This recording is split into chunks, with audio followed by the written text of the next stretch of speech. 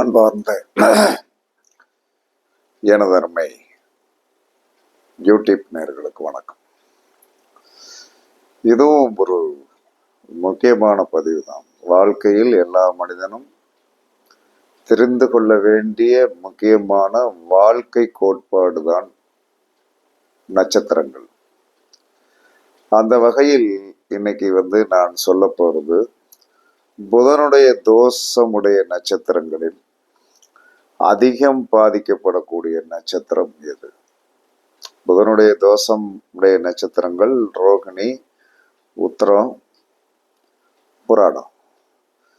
இந்த மூணுல அதிகமாக பாதிக்கக்கூடிய நட்சத்திரம் என்று சொல்லக்கூடியது எது என்று சொன்னால் புராடம் மட்டுமே. ஏன்னா ரோகிணி ரிஷபத்தில் இருக்கு. எப்பயுமே அந்த ராசிநாதன் சுக்கிரன் எப்படியுமே என்ன சொன்னா கொஞ்சம் பஞ்சமாதிபதிகளில் ஒரு வலிமையான சக்தி. பஞ்சமாதிபதிகளில் வலிமையான சக்தி சுக்கிரன். அதற்கடுத்து என்ன சொல்லலாம்னா உத்திரம் சூரியனுடைய நட்சத்திரம். என்னைக்குமே தன்னை ரொம்ப லோவான ஒரு அமைப்புக்கு போக வச்சுக்கிடாது. கொஞ்சம் கௌரவம் பார்க்கும். அதே சமயத்துல புராடத்தோடைய நட்சத்திர மிருகத்தை பாருங்கள், குரங்கு. அப்ப என்னதான் குரங்கு அப்படின்னாலும் அதோடைய இயல்பு நிலை என்ன சொன்னா தனக்குத்தானே ஒரு மனக்கவலை,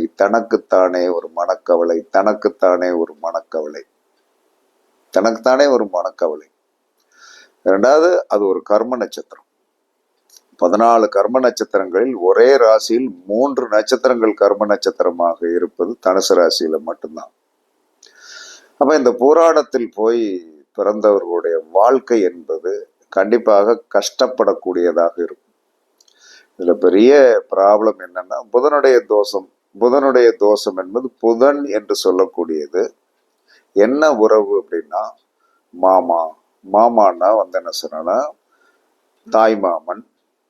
கல்யாணம் பண்ணி போற இடத்துல மாமனார் தன்னுடைய வீட்டுக்காரரை எப்பயுமே ஆதி காலத்தில் மாமா அல்லது அத்தான் என்று தான் சொல்வார்கள். இதை இப்ப நம்ம பெண்கள் கணவரே அப்பா அப்படின்னு சொல்றாங்க. சிலர் வாங்க போங்கன்னு சொல்றாங்க, ஏங்க வாங்கன்னு சொல்றாங்க. ஆனால் கர்மா என்பது மாமா தான். இந்த போராட்டத்தில் ஒரு கிரகம் இருந்தாலும், போராட நட்சத்திரத்தில் நீங்கள் பிறந்திருந்தாலும் அந்த கிரகத்தால் நீங்கள் பயங்கரமாக ஏமாற்றப்படுவீர்கள். போராட நட்சத்திரத்தில் ஒரு கிரகம் இருந்தாலும் போராட நட்சத்திரத்தில் போய் பிறந்திருந்தாலும் அதுக்கு உட்கார்ந்த கிரகத்தால் ஏமாற்றப்படலாம், அல்லது உங்களை நீங்களே கண்டிப்பாக ஏமாற்றிக் கொள்வீர்கள். கல்யாணம் பெரிய பயங்கரமான பிரச்சனைக்குரியது. கல்யாணம் என்பது பயங்கரமான பிரச்சனைக்குரியது. எத்தனை பேர் போராட நட்சத்திரத்தில் போய் பிறந்துட்டு இல்லற வாழ்க்கை குடும்பத்திற்குள் இருக்கிறார்கள், ஆனால் இல்லற வாழ்க்கை இல்லாமல் இருக்கிறார்கள். சரி, கல்யாணம் முடிச்சவர்களை யார் ஏமாத்துறாங்கன்னா அந்த மாமா என்று சொல்லக்கூடிய உறவு முறையில் இருக்கிறவங்க தான் அதிகமா ஏமாத்துவாங்க.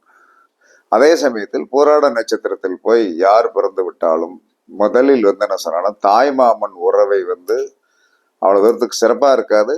அப்படி சிறப்பாக இருந்து ரொம்ப அண்டர்ஸ்டாண்டிங்காக இருந்தார் என்று சொன்னால் அந்த உறவில் நீங்கள் ரொம்ப கவனமா இருக்கணும். இரண்டாவது, கல்யாணம் முடிச்சு போற வீட்டுல வர்ற மாமா.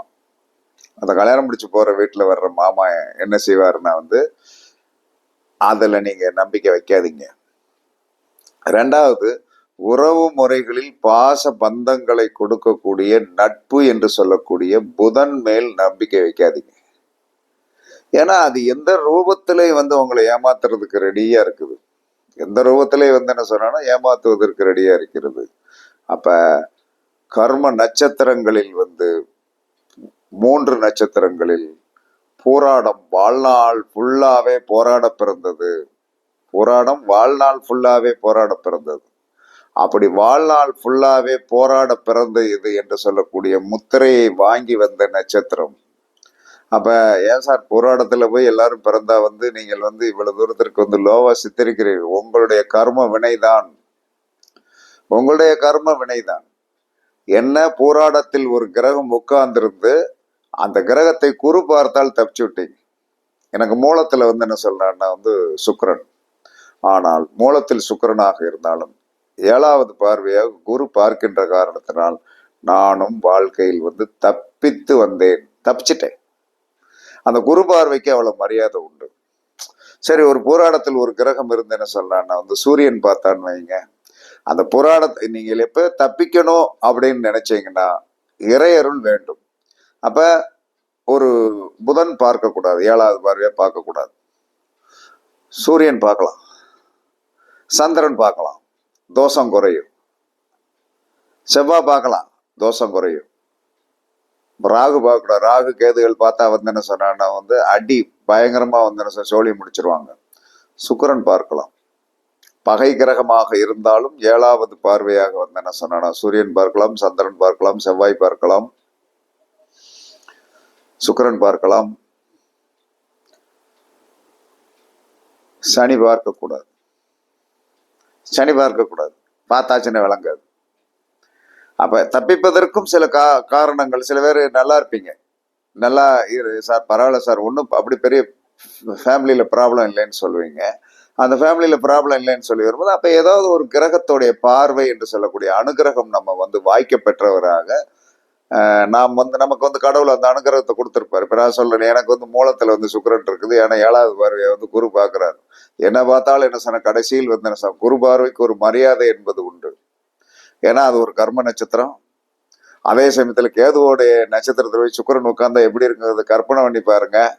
அப்ப இதில் எந்த பார்வையும் இல்லாமல், அதாவது ஒரு வீட்டில் ஒரு கிரகம் உட்கார்ந்து இருக்குது, அந்த வீட்டுக்காரனே அந்த கிரகத்தை பார்க்கும் போது கண்டிப்பாக என்ன சொன்னா ஒரு மாறுதல் உண்டு. பிரச்சனை உண்டு, பிரச்சனைக்கு ஒரு மாறுதல் உண்டு. அந்த மாதிரி நீங்கள் எடுத்துக்கிடணும். அப்ப இப்படி ஜோதிட சாஸ்திரத்தில் இந்த மாதிரி என்ன சொல்றான்னா அதாவது பாதிப்பு அதிகம், பாதிப்பு குறைவு, பாதிப்பு நடுத்தரம் என்று சொல்லக்கூடிய மனோநிலையில் 3 விதமான மனோநிலை உண்டு. மேல்மனம், நடுமனம், அடிமனம். நீங்கள் மேல்மனத்தில் நினைக்கிறதுக்குள்ள நடக்காது. நடுமனம் என்று சொல்லக்கூடிய 2வது பகுதி இருக்கிறது. அந்த 2வது பகுதியில் நினைக்கக்கூடியது நடக்கிற மாதிரி போய் நடக்காது. அடிமனதில் ஒரு வைராகியம் இருக்கணும். அடிமனதில் ஒரு பெரிய வைராகியம் இருக்கணும். அந்த அடிமனதில் ஒரு பெரிய வைராகியம் இருக்கணும். அந்த வைராகியம் என்ன சொல்லனா உங்களை சலனப்படுத்த விடாது. மேல் மனத்தில் இருக்கின்ற ஒரு எண்ணம் சலனத்தை தூண்டும். நடந்துருமா, நம்ம எடுக்கிறது முடிவு சரியா. நடுமனத்தில் இருக்கிற எண்ணம் என்ன சொன்னா அந்த செயலுக்கு என்ன சொன்னா ஒத்துழைப்பு கொடுக்கும், ஆனா முடிவரை ஃபெயிலியர் ஆகும். ஆழ்மனம் என்று சொல்லக்கூடிய அடிமனம் இருக்கிறது பார்த்தீங்களா, அதற்குத்தான் வேலீடு ஜாஸ்தி. அப்ப அதை நம்ம அடிமனது வரைக்கும் ஒரு விஷயத்தை கொண்டு போய், அடிமனசு வரைக்கும் ஒரு விஷயத்தை கொண்டு போய் அந்த அடிமனதில் பிறளாத தன்மை தான். பிறளாத தன்மை வேணும். பிறளாத தன்மை வேணும். வெறி, ஒரு வெறி. அந்த வெறியும் நியாயமான வெறியாக இருக்கணும். அப்படி இருந்து நீங்கள் எந்த காரியம் செய்தாலும் அந்த காரியத்தில் இறை சக்தியை தடுத்தாலும், சத்துரு பீடைகள் தடுத்தாலும், எதிரி தடுத்தாலும் அப்படியே பஸ்மமாக பொசுக்கக்கூடிய தன்மை யாருக்கு உண்டு என்று சொன்னால் அடிமனம் என்று சொல்லக்கூடிய ஆழ்மனத்திற்குத்தான் உண்டு. இன்னும் கனவுகளில் வருகின்ற கனவுகளில் சில விஷயங்கள் நடக்கும். அந்த கனவுகளில் நல்ல கனவுகின்றத சிந்தனை பண்ணி பார்த்தீங்கன்னா உங்கள் ஆழ்மனத்தில் இருக்கின்ற பயங்கரமான ஆசைகள் தான் வெளிப்படும். ஆழ்மனத்தில் இருக்கின்ற பயங்கரமான வக்கரங்கள் தான் வெளிப்படும். இதனால புரியணும். ஆன்மீகத்துக்குள்ள நிறைய வரணும். ஆன்மீகத்துக்குள்ள மாமிசம், மது, கெட்ட பழக்கங்களை விட்டு இறை சக்தியை நீங்கள் கும்பிட்டு பாருங்கள். நீங்களும் ஒரு கடவுளாக மாறலாம் என்று சாஸ்திரம் சொல்லுகிறது. நீங்களும் ஒரு கடவுளாக மாறலாம். கடவுள் என்பவர் என்ன சொல்றான்னா நாம் சிருஷ்டித்ததான். பஞ்சபூதங்கள் இருக்கிறது, அது நம்ம உணரக்கூடிய தன்மையில் இருக்குது. எல்லாத்தையுமே என்ன உணரக்கூடிய நீர், மண், நெருப்பு, காற்று, ஆகாயம், இதெல்லாம் நம்ம உணரக்கூடிய தன்மைகள் தான் இருக்கிறது. ஆனால் நாம் அப்பாற்பட்ட சக்திங்கிறது உங்களுடைய உங்களுடைய வாழ்க்கையில் உங்களுடைய மனம் என்பது மட்டும் என்ன சொன்னான்னா ஒரு ஸ்டாண்டர்டான பொசிஷனில் வளையாத தன்மையில், அதே சமயத்தில் நல்ல கருத்துக்களுக்கு வளைந்து கொடுத்து, அதே சமயத்தில் தேவையில்லாத கருத்துக்களை தூக்கி எரிஞ்சு ஒரு நிலையான ஒரு பொசிஷன்ல போய் பார்த்தீங்கன்னா நீங்கள் பயங்கரமான அசைக்க முடியாத சக்தியாக வருவீர்கள். சின்ன விஷயம் கிடையாது. உங்ககிட்ட இருக்கிற ஒரு பெரிய அற்புதமான பொருள் மனம், உங்களிடம் இருக்கின்ற அற்புதமான பொருள் மூளை. அந்த தோஷம் உடையதுதான் யாரு? புதன். புதன்னா என்னது? சலனம். சலனம். புதன் என்று சொன்னால் எடுத்துக்கிடுங்க சலனம். அதுவும் போராட நட்சத்திரத்திற்கு உயிர் மையம் எங்கே இருக்கிறது என்று சொன்னால் புதன்கிட்டே கொண்டு போய் பிடிச்சிட்டான். எல்லாருக்கும் உயிர் மையம் வேற இடத்துல. உயிர் மையம் வேற இடத்துல. அசுவதிக்கு என்ன சொன்ன, சனிட்டோ பிடிச்சிட்டான் உயிர் மையத்தை. ஆனால் போராட நட்சத்திரம் என்று சொல்லக்கூடிய இந்த புதன் தோஷமுடைய நட்சத்திரத்திற்கு புதனே என்ன சொன்னான்னா என்னவா வருமா? உயிர் மையமாக வரும்போது உங்களை என்ன சொல்றான்னா அந்த போராட நட்சத்திரத்தில் போய் பிறந்தவர்களை வதப்படுத்தி வதப்படுத்தி வதப்படுத்தி வதப்படுத்தி வதப்படுத்தி இல்லற வாழ்க்கையை கெடுத்துருவோம். இல்லற வாழ்க்கையை கெடுத்துருவோம். பெரும்பாலான போராட நட்சத்திரத்தில் போய் பிறந்தவங்களை பாருங்க, டைவர்ஸ்ல இருப்பாங்க. Divorce court case, divorce court case, divorce court case.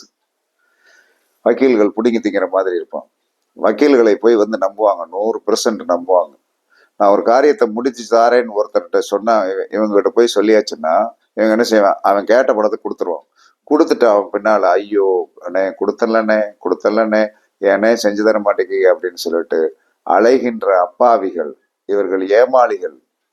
இவர்களுடைய அற்புதமான அறிவை இவர்களுடைய குடும்பத்தை நல்வழிப்படுத்துவதற்கு இவர்களால் பயன்படுத்த தெரியாது. கொடுமை. உண்மையாவே கொடுமைதான்.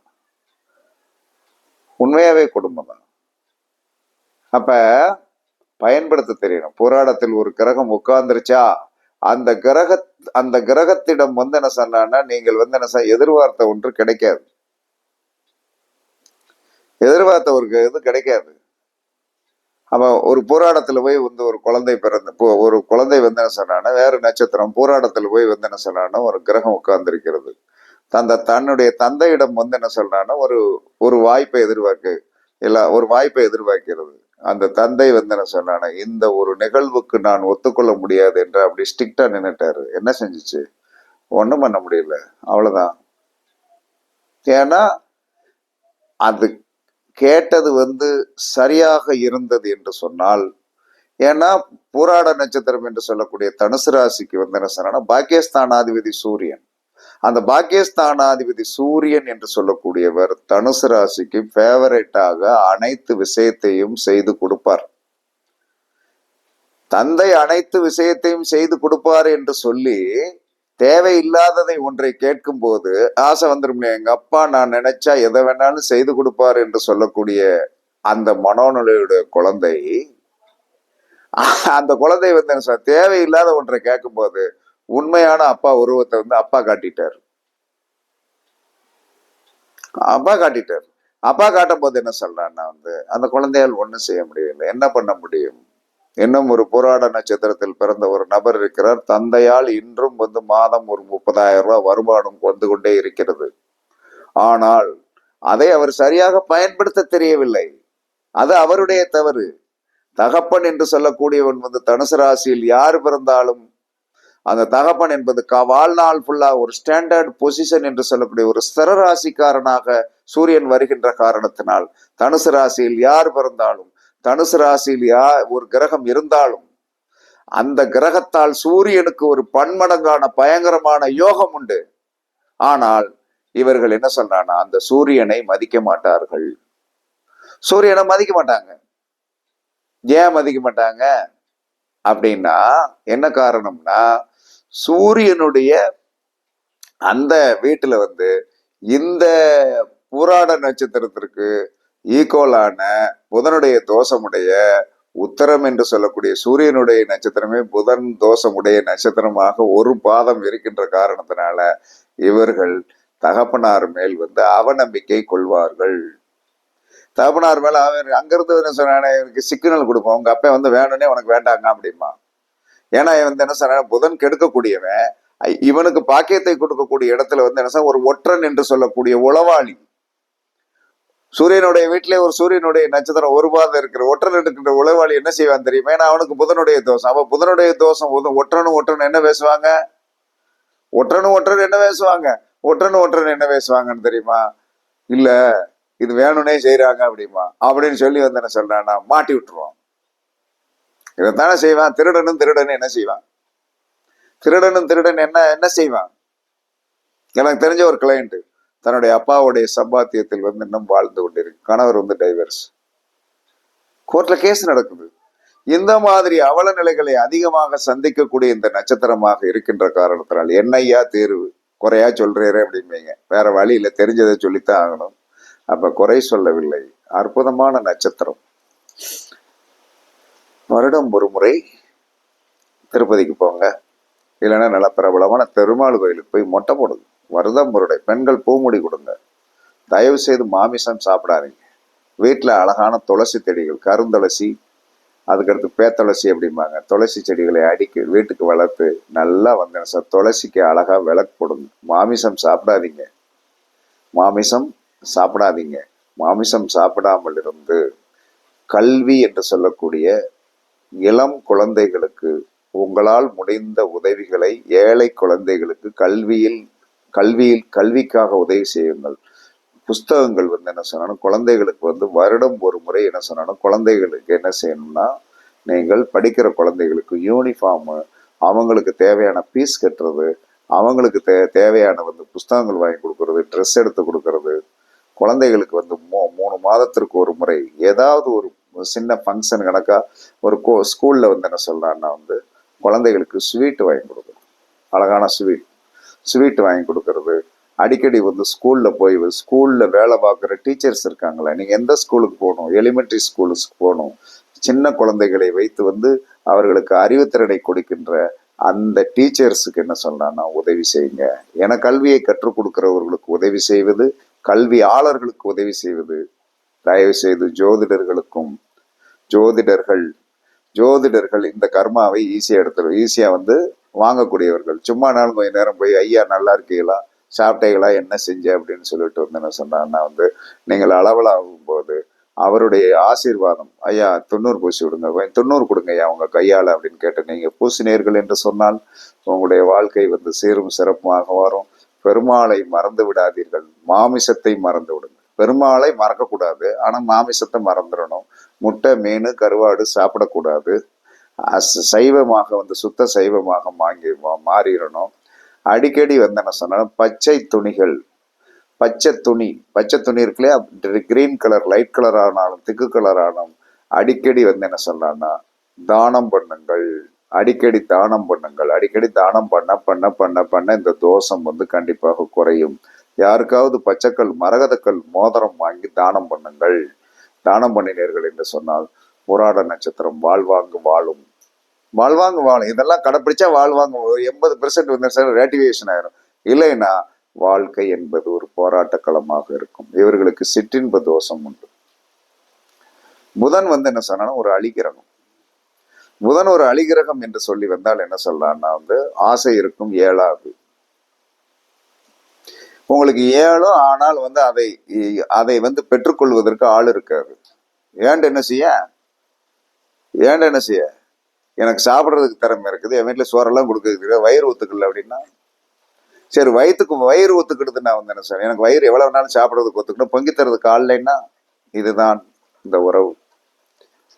அதனால எல்லாரும் என்ன சொல்றாங்கன்னா வந்து யாரும் நமக்கு கொடுத்த கர்மாவை நாம் சரியாக அனுஷ்டித்தான் ஆகணும், ஒன்றும் பண்ண முடியாது.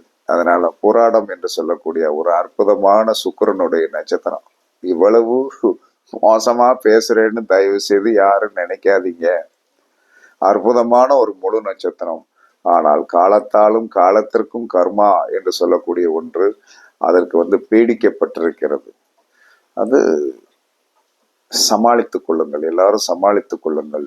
எப்பயுமே துளசி கொஞ்சம் ஒரு ஒரு இலை சாப்பிடுங்க. ஏன்னா துளசி நிறையாக வந்து என்ன சொல்லலாம்னா கிடைக்கு என்று சொன்னால் ஆண்மை கோளாறு வந்துடும்.